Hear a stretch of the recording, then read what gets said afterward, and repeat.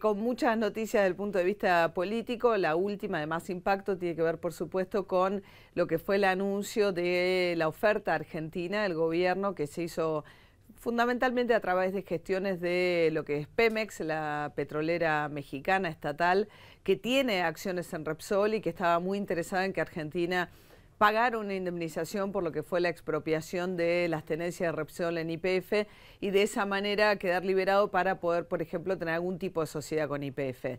Para el titular de YPF, Miguel Galucho, también era un capítulo que era importante cerrar para poder tener inversiones en Vaca Muerta, más allá de la ya anunciada con Chevron. Es una exploración no convencional que requiere de enormes inversiones y mientras estaba pendiente el litigio con Repsol, esto difícilmente ocurriera o hacía poco atractiva la inversión para las petroleras, según decía Galucho. Finalmente se impuso la visión de Galucho y Axel Kicillof fue el encargado en el día de lunes, a través de un comunicado, el martes, hoy es miércoles, sí, donde anunció el lunes, perdón, a través de un comunicado el Ministerio de Economía que había elevado una propuesta que hoy mismo está siendo considerada en España. ¿Por qué? Porque la tiene que aprobar la Asamblea de Accionistas de Repsol. No conocemos los detalles, Kicillof dijo que no los iba a dar hasta que no se aprobara porque eso podía influir en las oscilaciones de la cotización en la bolsa de la compañía Repsol. Vamos a España justamente a ver si esto ya fue discutido, qué novedades hay. Rubén Estelier es el jefe de redacción del diario español El Economista. Rubén, buen día. Hola, buen día. ¿Qué tal? ¿Qué novedades? ¿Ya hay novedades del directorio Repsol o no todavía? Acaba de comenzar en estos momentos. A las 4 de la tarde hora española estaba previsto que se iniciara la reunión del directorio. O sea que acaban de estar, pues en estos mismos instantes, deben estar pues, comenzando a llegar los primeros miembros del Consejo para discutir pues este delicado asunto. Lo único es que parece que la decisión está prácticamente tomada, ¿no? Si tenemos en cuenta que la entidad financiera, la Caixa, que es uno de los principales accionistas de Repsol, y Pemex respaldan este acuerdo, lo más probable es que el directorio le dé el visto bueno. Yo creo que en la comunicación que tengamos hoy a última hora de la tarde de aquí hora española, pues tendremos ya a conocer, pues supongo, algún detalle más, ¿no? Y creo que incluso hoy el jefe de gabinete de la Casa Rosada ha dicho que después de que el directorio aprobara el acuerdo, ellos darían a conocer una parte del acuerdo. No, al menos esas son las informaciones que tenemos en este momento de cómo está la situación. Exacto, aquí lo que habían dicho es que no iban a dar a conocer los detalles en términos de qué fue lo que ofertó la Argentina en compensación por las acciones expropiadas, pues decían que eso podía influir sobre la cotización de las acciones mientras tanto. Han subido hoy de todas maneras las acciones Repsol, ¿no? Sí, las acciones no paran de subir estos días. Claro, la posibilidad de recibir una compensación finalmente después de 19 meses, evidentemente anima el valor. Ayer la acción del título de Repsol recuperó casi 1.000 millones de euros. O sea, seguía muy penalizado. Recordemos que la expropiación le supuso 5 euros de valor al precio de los títulos de la petrolera española. Un golpe bastante considerable y a lo largo de estos 19 meses prácticamente había recuperado casi esos 5 euros por título, ¿no? Entonces, esta subida de estos días atrás a hoy, la verdad es que es una buena interpretación del mercado, del acuerdo que se está llegando, ¿no? Y Claro. también la evolución de YPF ayer en bolsa fue espectacular, ¿no? Un aumento del 12%, la verdad es que es una subida muy llamativa, ¿no? Yo creo que se recibió muy bien por los mercados el acuerdo y yo creo que al final el mercado siempre valora mejor, es bueno siempre un mal acuerdo que un pleito largo, ¿no? Sobre todo en estos casos en los que las cantidades son tan importantes, ¿no? Claro, claro. Y en el caso de Repsol también, supongo que los mercados están asumiendo que esto despeja el camino para Vaca Muerta, que es un poco la gran promesa detrás de las explotaciones de YPF, pero si no cerraba Repsol no podía avanzar más allá del acuerdo ya firmado con Chevron, ¿no? Las demandas, la oleada de demandas que había tanto en el FIAD y en el Banco Mundial como en los juzgados de Estados Unidos estaban avanzando muy rápidamente. Recordemos que a finales de diciembre estaba previsto ya que Repsol presentara su reclamación oficial ante el Banco Mundial, ¿no? Tenía previsto pedir 15.000 millones de dólares, nada más y nada menos, por esta expropiación. Entonces, esa era la petición de máximos, ¿no? Ellos hacían una valoración del valor histórico de las acciones de YPF más el precio que se consideraba que tenía Vaca Muerta y reclamaban esta cantidad. Entonces, yo creo que el acuerdo es bueno para ambas partes y ahora pues lo que queda es vestirlo, ¿no? Y esto supongo que todavía pues veremos más de un mes largo de negociaciones hasta tener las decisiones definitivas, ¿no? Yo creo que Claro. se basaba toda una primera propuesta y ahora habrá que trabajarla, ¿no? Una vez del visto bueno, el Consejo de Repsol, posteriormente tendrá que venir la Junta de Accionistas de Repsol a darle el visto bueno y entiendo que la emisión de bonos que tiene que hacer Argentina y que suscribiría íntegra la petrolera española también tendrá que pasar por el Parlamento y de recibir el visto bueno del gobierno argentino. Imagino que eso también tendrá pues, su periodo, su proceso, ¿no? Que puede demorarse también, pues entiendo que como poco un mes, mes y medio, ¿no? O sea, Claro. probablemente se esté cerrando este acuerdo, sin saber todavía los detalles, me imagino que a finales de enero o unas fechas similares, ¿no? Por la información que manejamos nosotros, digamos, el hecho de que se haya corrido Brufau, que era, digamos, que tenía una relación tan conflictiva, ya muy desgastada, me parece, con los funcionarios del gobierno argentino, allanó que cómo queda Antonio Brufau, el titular de Repsol, frente a un acuerdo en el que él fue corrido de escena y dicen que fue muy empujado, por lo menos eso nos informan acá, por Pemex, por la gente de México, ¿no? Por el interés que incluso podría llegar a tener Pemex en Vaca Muerta. Bueno, y es que aquí creo que hubo como varios pasos, ¿no?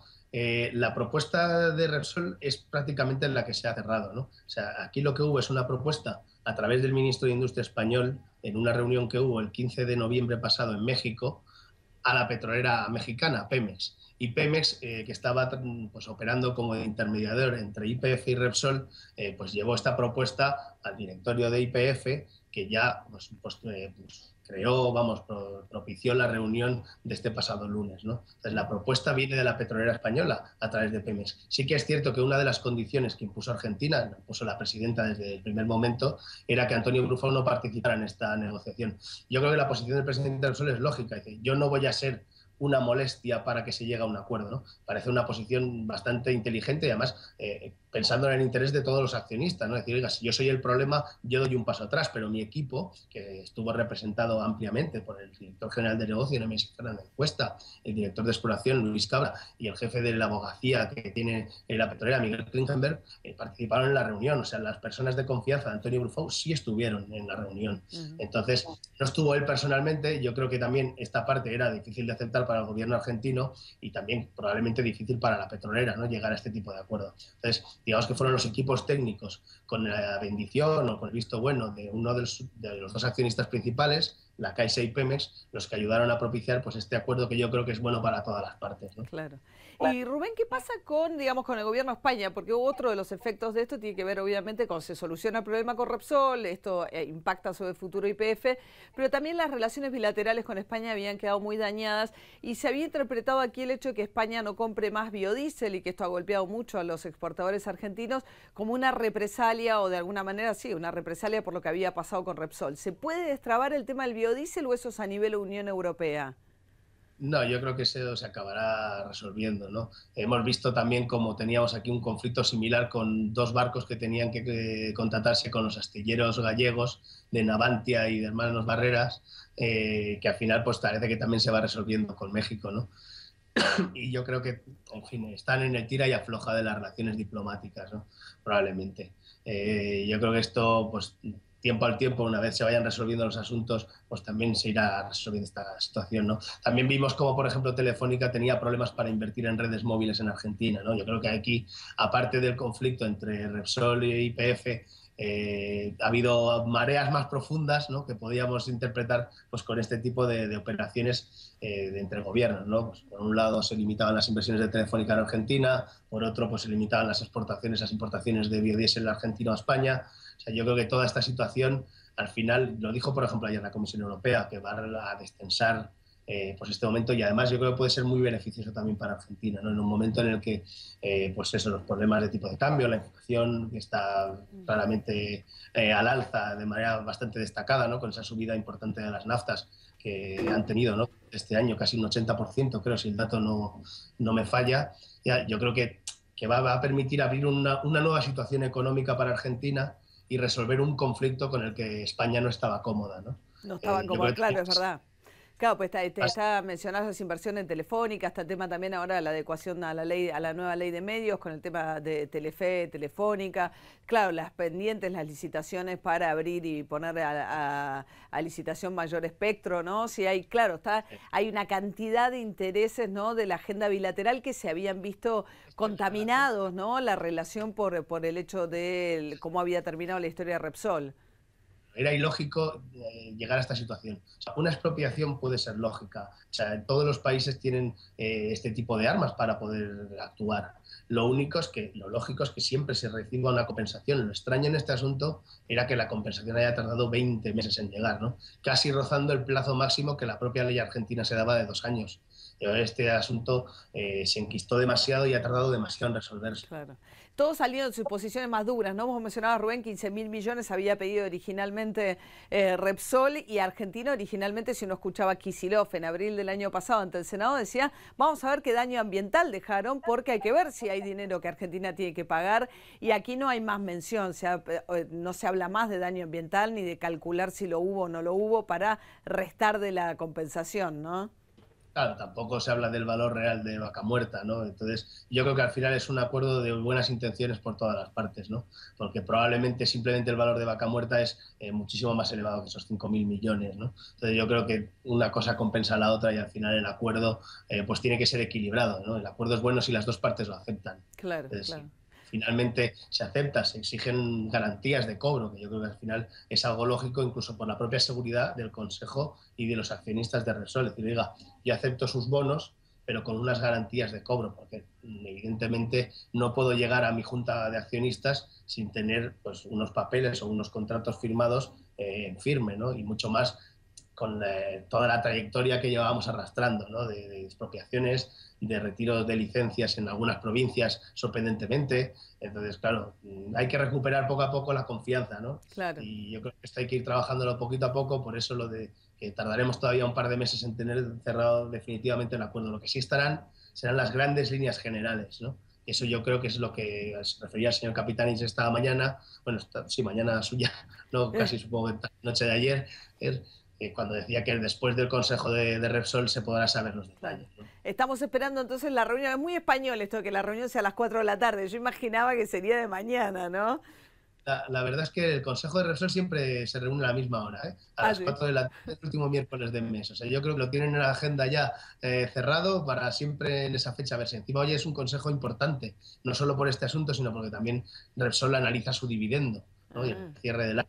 Entonces es un consejo que la verdad es que últimamente, los últimos años, el Consejo de Noviembre siempre ha sido muy intenso. Lo será esta vez también. Rubén, muy amable. Vamos a estar muy atentos entonces. Te mando un saludo. Muchas gracias, un saludo. Chao, chao.